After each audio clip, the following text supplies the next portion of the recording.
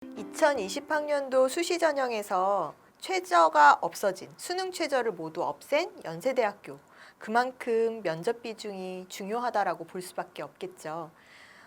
1단계 통과 후에 2단계에 펼쳐지는 면접고사는요, 사실 그 비중도 커서 여러분들이 연세대에 지원했다라고 했을 때 2단계, 1단계 통과가 되고 나면 2단계가 정말 최종 합격까지 이르는 길이겠구나라는 생각을 하게 되실 것 같습니다. 수능 최저가 없다라는 부분도 특히나 그렇죠. 수시 전형간 또 중복 지원이 가능한 부분이 고려대와 연세대의 차이점인데, 연세대 같은 경우에는 학종 간의 중복 지원이 가능해요. 따라서 학생부 종합전형으로 되어 있는 활동 우수형이나 면접형 둘 다 지원할 수가 있는 것이죠. 나는 정말 연세대 꼭 갈 거야. 나는 연세대밖에는 안 쓸 거야 라는 학생들은 최대 면접형, 활동 우수형, 논술고사 등등 해서 3개까지 지원이 가능한 그런 상황입니다.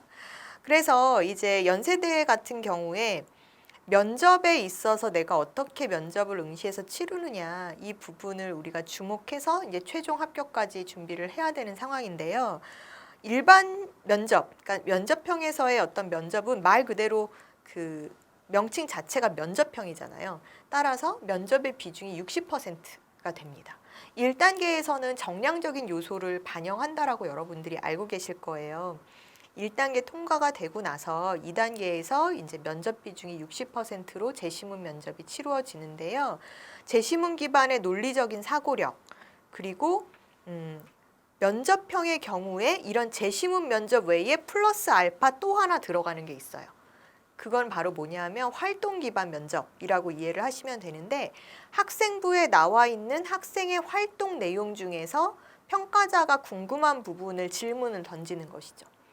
그리고 이런 면접의 경우는요, 계속 추가적인 질문이 진행된다라는 거를 체크를 해두셔야 돼요.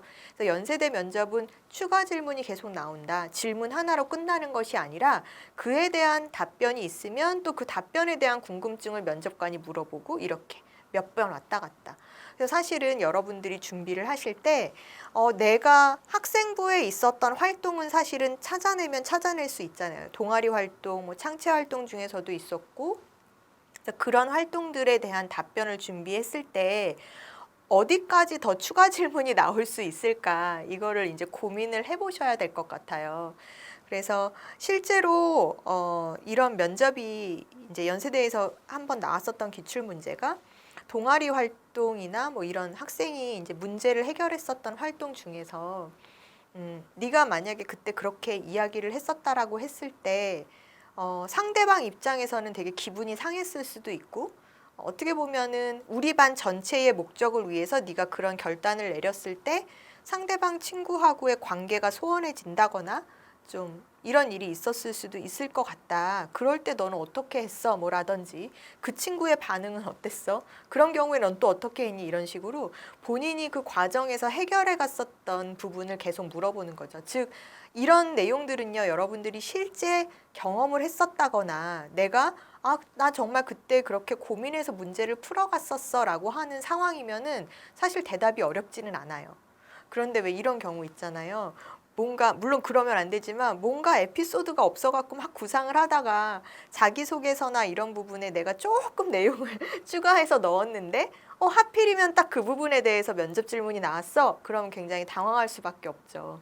그래서 여러분들이 면접 대비를 할 때는요, 이렇게 학생부와 자기소개서에 내가 어필한 활동 내용에 대해서는 동기 과정 결과의 큰 틀에서 내가 세세하게 그 당시에 뭐 생각은 어땠고 어떤 입장에서 문제를 해결하려고 했고 당시에 이제 그 주변 관계들은 어떻게 해결이 됐었고 뭐 하는 부분들을 잘 답변 구상을 해 놓으셔야 될 것 같습니다. 네. 그리고 지원자 본인의 이제 이런 자기주도성, 창의적인 해결 능력을 평가하는 질문이 학생부 기반의 활동에 대한 질문이 면접형에서만 있다. 이렇게 생각해 두시면 될 것 같고요. 학생부 활동 사항을 묻는 전형, 아무래도 이제 교과적인 부분을 좀 반영하는 그런 학종이다 보니까 이제 이런 부분에 대한 질문들을 물어보는 것 같습니다. 이 이외, 그러니까 면접형 이외에 활동 우수형이나 특기자 전형 등의 다른 학종은 사실은 제시문 기반 면접만 나옵니다. 연세대는.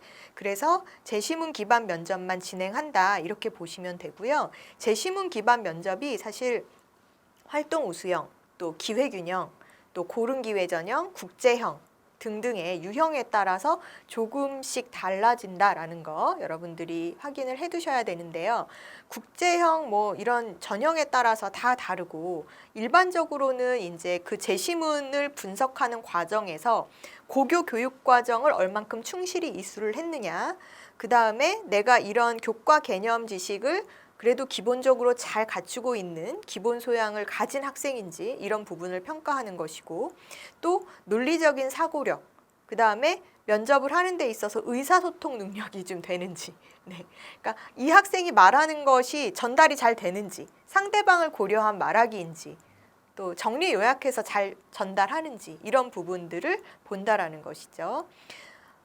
그리고요, 이거는 상황에 따라서 조금 다를 수 있지만 서류 평가에서 만약에 이제 A라는 학생이 면접을 봤어요. 그래서 제시문 기반 면접에 대한 질문이 끝났는데 면접관들이 보기에 이 학생의 학생부나 자소서에서 좀 궁금한 사항이 있었던 거예요. 즉, 내가 반드시 이 부분을 좀 체크를 해서 평가를 해야 되는 부분인데 사실은 학생부 내용이나 자소서에 이 내용에 대해서는 구체적인 내용의 언급이 없었어. 이런 부분이 있다면 그걸 물어볼 수도 있어요. 네. 그래서 이럴 때는 여러분들의 전략은 이 면접 시간 내에 어쨌든 제시문, 만약에 내가 학생부 상에 나오는 질문에 대해서 좀 답변하기 어려울 것 같은데 라고 하는 상황이면 최대한 제시문 면접에서 풍성한 답변을 하시는 것이 전략이라고 볼 수 있겠죠. 네. 제시문 기반 면접의 준비 시간이 5분, 면접이 7분. 사실 굉장히 짧은 시간이죠. 고려대는 30분 주던데 막 이렇게 생각하시는 경우들이 있고, 서울대도 45분, 30분인데 막 이렇잖아요. 하지만 연세대는 빨리빨리 진행이 된다라는 거.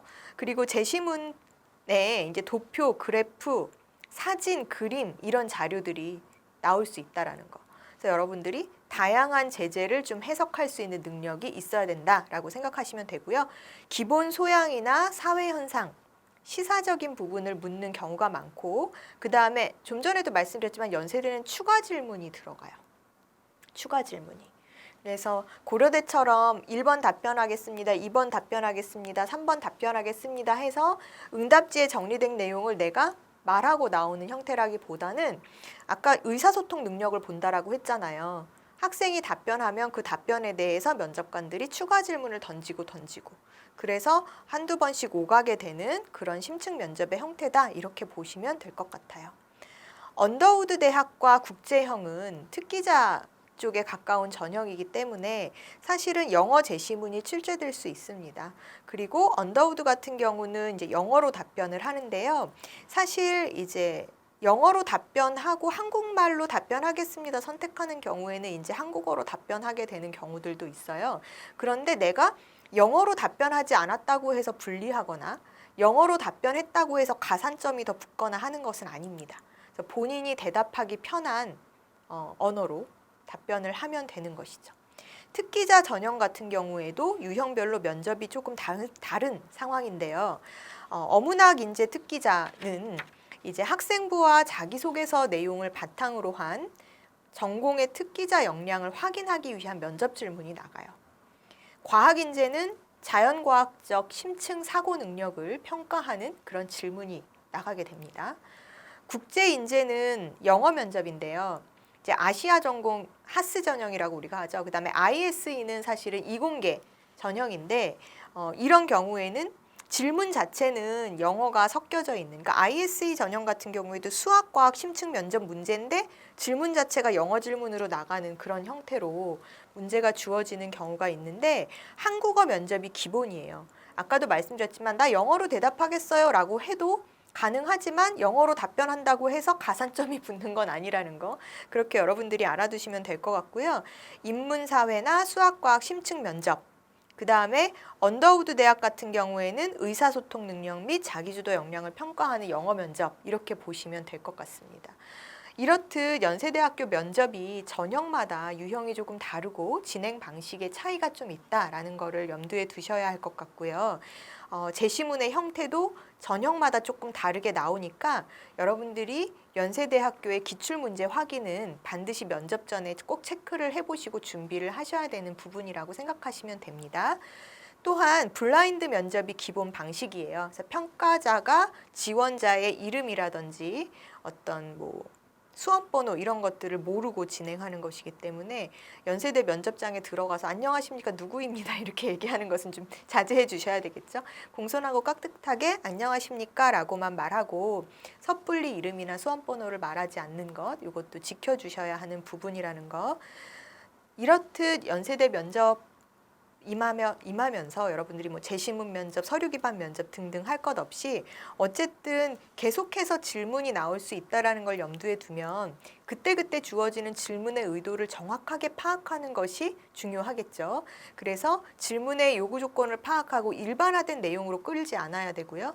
구체적인 사례, 나의 경험에 빗대서 특히 아까 활동 기반 면접이나 이런 부분은 자기 경험을 이야기하라는 것이잖아요. 그렇기 때문에 내 경험에 비추어서 답변하는 것이 연세대 면접에서 좋은 평가를 받을 수 있는 부분이다. 이렇게 보시면 될 것 같아요. 또한 뭐 스킬적인 부분, 면접의 태도적인 부분을 보면 또렷한 발음, 또 적당한 말의 속도 이런 것들을 이제 염두에 두고 학생다운 어떤 밝고 명랑한, 그러니까 명랑하다고 해서 너무 이렇게 방방 뜨면 안 되겠지만, 네, 크고 밝은 목소리로 좀 긍정적인 인상을 줄 때 긍정적인 평가를 해줄 수가 있다. 이런 연세대의 그 면접 지침이 있으니까요. 여러분들이 밝은 표정, 큰 목소리, 또렷한 발음, 적당한 말의 속도 이거는 어느 면접이나 기본적으로 우리가 연습해야 되는 부분이구나 라는 생각을 해두시면 될 것 같습니다. 입시 양명이었습니다. 내가 지원하고자 하는, 꿈꾸고자 하는 직업과 지원 학과에 대해서 공부를 하세요. 그래서 그 공부를 통해서 명랑하다고 해서 너무 이렇게 방방 뜨면 안 되겠지만, 네, 크고 밝은 목소리로 좀 긍정적인 인상, 그게 더 현실적이죠.